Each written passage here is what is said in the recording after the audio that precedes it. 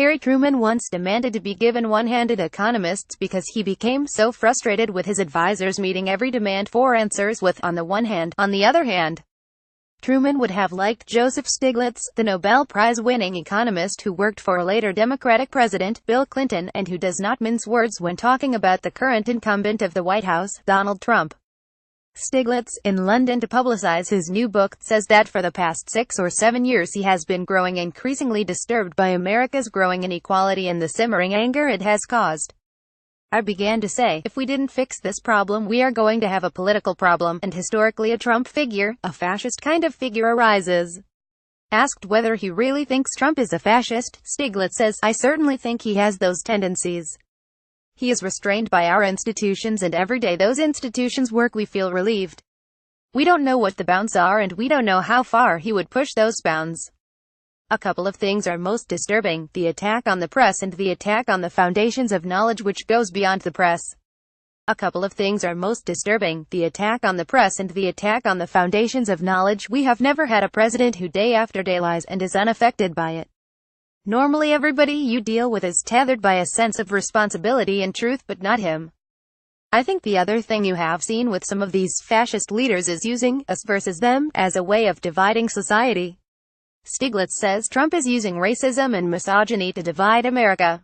To me it is deeply, deeply disturbing. Stiglitz had his differences with Clinton, for whom he worked as chairman of the Council of Economic Advisers, and Barack Obama, criticizing both for not doing enough to ensure that the fruits of growth were more evenly shared. But he sees Trump as not just misguided but positively dangerous, a man who has difficulty telling the truth, whose word is not to be trusted and who might even respond to being thwarted in his plans by pushing the nuclear button. Bill Clinton in the Oval Office with, from left, Council of Economic Advisers members Martin Bailey, Chairwoman Laura Tyson and Stiglitz. Photograph Wilfred O'Leap. He gives as an example the president's determination to rip up the North American Free Trade Agreement NAFTA, which created a free trade zone between the U.S., Canada and Mexico a quarter of a century ago. Trump thinks the agreement has been bad for America but is running into strong opposition from big business, which has outsourced production to exploit cheaper labor costs south of the Rio Grande.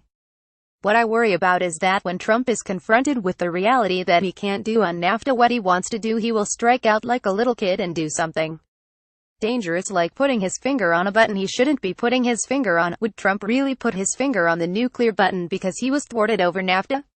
We don't know. There is a discussion in Congress to restrain his ability to put his finger on that button. Trump's victory over Hillary Clinton in the 2016 presidential race has encouraged Stiglitz to update and expand his 2002 book Globalization and Its Discontents. The original book, written in the wake of the violent protests on the streets of Seattle, Prague, Washington, D.C. and Genoa, assumed that globalization's discontents were in poor countries.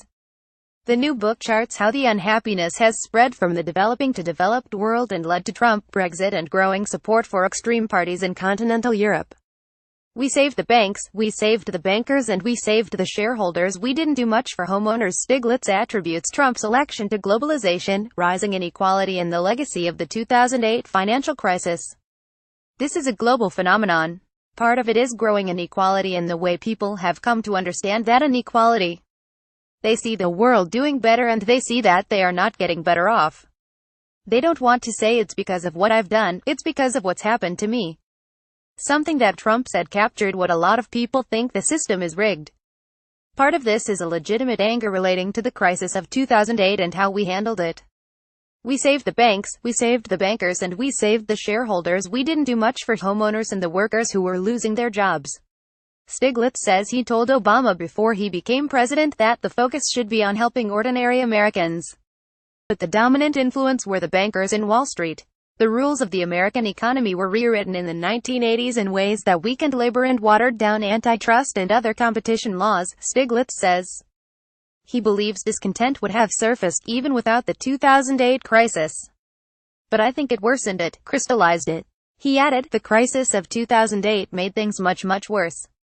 Millions of Americans lost their homes and the way things were managed was grossly unfair. The reason neither developed nor developing countries are happy with globalization, Stiglitz says, is that trade agreements were written by and for corporations and against ordinary workers in both places. Donald Trump. Stiglitz believes living standards will go down if he succeeds in implementing his policies. Photograph drew anger. RJT images. Stiglitz was born in Gary, Indiana, in 1943. Then a booming steel town, Gary has become one of the places in the Midwest that has come to symbolize America's Rust Belt decay. Stiglitz says he understands the anger that turned Indiana into Trumpland because for the poorest Americans, wages adjusted for inflation had not increased for 6 decades. The U.S. economy has been growing at a reasonable pace in the year since the presidential election, with unemployment falling, consumer confidence strong and the stock market rising. So does Stiglitz think Trump's economic strategy will work? There is no way that it will raise living standards. The reality is that the standard of living will go down if he succeeds in doing any significant part of what he is proposing. He is proposing deglobalization, breaking up the efficient supply chains that have been created and raising costs. If manufacturing jobs do come back to the U.S., they will be done by robots in high-tech parts of the country rather than the Rust Belt states. The updated globalization and its discontents sketches out 3 possible ways forward: doubling down on the current model of globalization, the new protectionism, or a fairer globalization.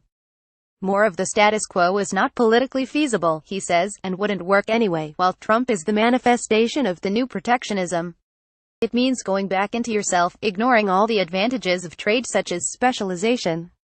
It's dishonest populism. We have to make globalization work, stop more than 100% of the gains going to the people at the top. We are dealing with countries all over the world. Trump's word is not good, but is fair globalization any more politically feasible given the likely pushback from the 1%? There is going to be resistance. But we are democracies. I don't think we can have democracies that work where most of the people are not benefiting economically, where most of the people are worried about their job security. Society can't function without shared prosperity. Stiglitz says Bernie Sanders would have beaten Trump. I see the election of 2016 as an election of protest. Bernie represented a return to the old values: a middle-class lifestyle, a home, a secure retirement, education for your children, healthcare.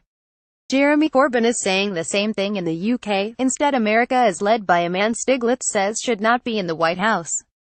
He is not fit to be president. He does not have an understanding of the issues, the political process. He is used to making one-time deals. You can cheat your contractors when you buy a real estate property and fix it up. Reputation doesn't matter. For the President of the United States, reputation does matter. The reputation of the United States does matter. We are dealing with countries all over the world. They want to know if your word is good. Trump's word is not good. Globalization and its discontents revisited. Anti-globalization in the era of Trump and the Euro and its threat to the future of Europe by Joseph E. Stiglitz are both published by Penguin on the 28th of November. Follow Guardian Business on Twitter at @BusinessDesk, or sign up to the Daily Business Today email here.